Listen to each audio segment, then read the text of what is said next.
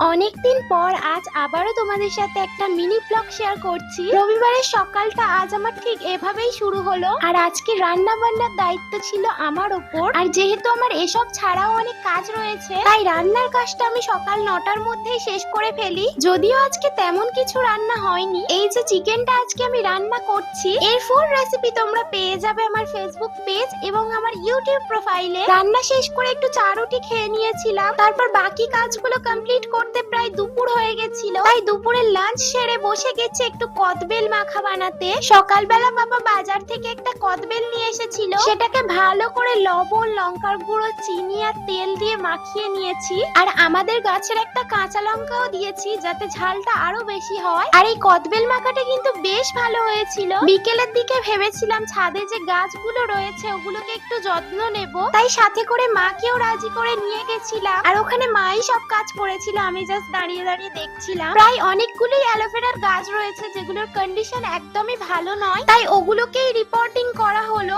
আর এই যে দেখছো এটা কিন্তু রজনীগন্ধা ফুলের গাছ, কিন্তু এখনো পর্যন্ত এগুলো কেন জানি না বড় হলো না, আর ফুলও পেলাম না। আর এখানে রয়েছে আমাদের লঙ্কা বাগান। এই গাছগুলোতে এত এত লঙ্কা হয় যে আমাদের আর বাজার থেকে লঙ্কা কেনার কোনো প্রয়োজনই পড়ে না। আর এই কাঁচা লঙ্কাগুলো না পাকলে আমরা তুলি না, এগুলোকে গাছের মধ্যে দেখতেই কিন্তু বেশ লাগে। তাও প্রায় অনেকগুলোই তুলে নিয়েছি। আর এদিকে গাছগুলোকে রিপোর্টিং করতে গিয়ে চারিদিকটা অনেকটাই অপরিষ্কার হয়ে গেছে, তাই চারিদিকটা ঝাঁটা দিয়ে বেশ পরিষ্কার করে নিয়েছি। আর এখন আমাদের গাছগুলোকে কিন্তু বেশ সুন্দর দেখাচ্ছে। তো আজকে আমার এই মিনি ব্লগটা তোমাদের সবার কেমন লাগলো কমেন্ট করে জানিয়ে যেও কিন্তু।